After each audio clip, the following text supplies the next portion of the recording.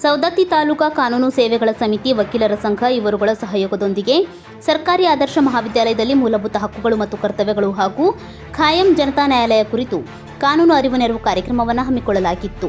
ಪ್ರಧಾನ ಹಿರಿಯ ಸಿವಿಲ್ ನ್ಯಾಯಾಧೀಶರು ಹಾಗೂ ತಾಲೂಕಾ ಕಾನೂನು ಸೇವೆಗಳ ಸಮಿತಿಯ ಅಧ್ಯಕ್ಷರಾದ ಶ್ರೀ ಸಿದ್ದರಾಮ ಅವರು ಸಸಿಗೆ ನೀರೆರೆಯುವುದರ ಮೂಲಕ ಕಾರ್ಯಕ್ರಮದ ಉದ್ಘಾಟನೆ ನೆರವೇರಿಸಿದರು.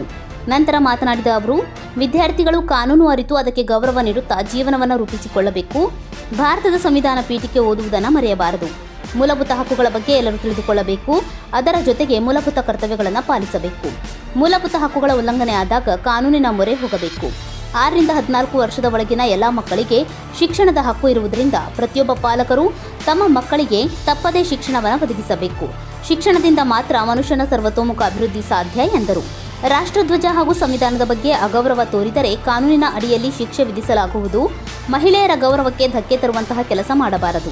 ಸಂವಿಧಾನದ ಬಗ್ಗೆ ತಿಳಿದುಕೊಂಡವರು ಮಾತ್ರ ಪ್ರಜ್ಞಾವಂತ ನಾಗರಿಕರಾಗಲು ಸಾಧ್ಯ ಎಂದು ಹೇಳುವುದರ ಜೊತೆಗೆ ಖಾಯಂ ಜನತಾ ನ್ಯಾಯಾಲಯದ ದೇಶಗಳು ಹಾಗೂ ಅದರ ಕಾರ್ಯವೈಖರಿ ಬಗ್ಗೆ ತಿಳಿಸಿದರು. ಉಪನ್ಯಾಸ ಭಾಷಣ ಮಾಡಿದ ನ್ಯಾಯವಾದಿಗಳಾದ ಜಾಸ್ಮಿನ್ ಸಂಗ್ರೇಶ್ ಕೊಪ್ಪ ಅವರು, ಸಂವಿಧಾನದಲ್ಲಿ ಮೀಸಲಾತಿ ಪರಿಕಲ್ಪನೆಯಿಂದ ಹಿಂದುಳಿದ ವರ್ಗದವರು, ಅಲ್ಪಸಂಖ್ಯಾತರು, ದಲಿತರ ಬದುಕಿನಲ್ಲಿ ಬದಲಾವಣೆ ಕಾಣುವಂತಾಗಿದೆ. ಸಮಾಜದಲ್ಲಿ ಕಾನೂನು ಉಲ್ಲಂಘನೆಯಾದಾಗ ಹಾಗೂ ಅಶಾಂತಿ ವಾತಾವರಣ ಉಂಟಾದಾಗ ವಿದ್ಯಾರ್ಥಿಗಳು ಕಾನೂನು ಪಾಲಿಸಿ ಸಾಮಾಜಿಕ ಬದಲಾವಣೆಗೆ ಕಾರಣರಾಗಬೇಕು.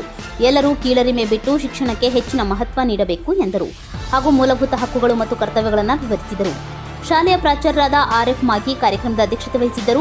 ನ್ಯಾಯವಾದಿಗಳ ಸಂಘದ ಅಧ್ಯಕ್ಷರಾದ JB ಮುನವಳ್ಳಿ, ಉಪಾಧ್ಯಕ್ಷರಾದ MS ಹುಬ್ಬಳ್ಳಿ, ಕಾರ್ಯದರ್ಶಿಯಾದ SS ಕಾಳಪ್ಪನವರ್, ಮಹಿಳಾ ಪ್ರತಿನಿಧಿ ನ್ಯಾಯವಾದಿ SY ಶಿಬಾರಗಟ್ಟಿ, SDM ಉಪಾಧ್ಯಕ್ಷೆ ಸುಕನ್ಯಾ ಬೇಳಗಿ ಇತರರು ಉಪಸ್ಥಿತರಿದ್ದರು. ಶಿಕ್ಷಕರಾದ ಪ್ರಸನ್ನ ಹೆಗಡೆ ಸ್ವಾಗತಿಸಿದರು. ಈರಣ್ಣ ನೆಸರ್ಗಿ ನಿರೂಪಿಸಿ ವಂದಿಸಿದರು. ಬಸವರಾಜ್ ತೋಟಗೇರ್, ಕರಾಳ ಸತ್ಯ ನ್ಯೂಸ್, ಸವದತ್ತಿ.